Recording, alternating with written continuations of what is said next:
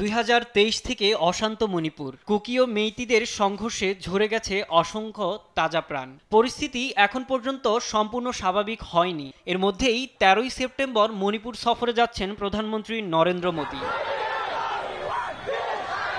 মোদীর সফর ঘিরে গোটা রাজ্যে সাজ রব। 1200 কোটি রুপির প্রকল্প উদ্বোধন করবেন তিনি। এর মধ্যেই চোরাচাঁদপুর পিস গ্রাউন্ডের পাশে কয়েকশো কফিন এনে জড়ো করেছেন আন্দোলনকারীরা। এ মাঠেই ভাষণ দেবেন মোদী। প্রধানমন্ত্রীর সামনে এটি তাদের প্রতীকী প্রতিবাদ। জয় জগন্নাথ। জাতিগত সংঘাতের 850 দিন পর অবশেষে মণিপুর সফরে যাচ্ছেন ভারতের প্রধানমন্ত্রী। তার এই সফরকে টু লিটল টু লেট বলে অভিহিত করেছে বিরোধী দল কংগ্রেস। মণিপুরে সংঘাতে 250-রও বেশি প্রাণহানি ও লাখো মানুষ বাস্তুচ্যুত হওয়ার পরও চুপ থাকায় সমালোচনার মুখে পড়েন মোদী।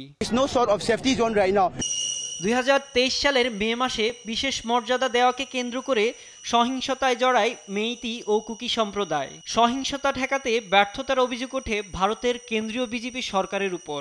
রাজ্যটিতে সফর না করায় বিরোধীদের তীব্র সমালোচনার মুখে পড়েন প্রধানমন্ত্রী নরেন্দ্র মোদী।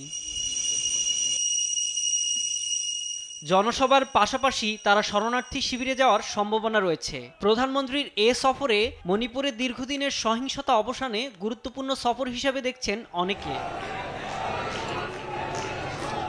বিরোধী দল কংগ্রেসের দাবি, পরিস্থিতি সামাল দিতে ব্যর্থ হয়েছে কেন্দ্রীয় সরকার। সমালোচনার মুখে রাজ্যের মুখ্যমন্ত্রী বীরেন সিং পদত্যাগ করলেও দায় এড়াতে পারেনি দলটি। এ সফর কেবল প্রতীকী। প্রাণ শিবিরে থাকা বাস্তুচ্যুত ব্যক্তিরা যারা দীর্ঘদিন ধরে কষ্টে ভুগছেন, এতদিন ন্যায় বিচারের জন্য তারা সুনির্দিষ্ট রোডম্যাপ চাইলেও তারা দিতে ব্যর্থ হয়েছে।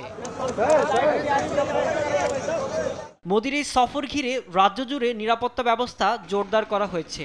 তবে এ সফরে মণিপুরে কতটা শান্তি ফিরিয়ে আনতে সক্ষম হবে সেটাই এখন সবার নজরে।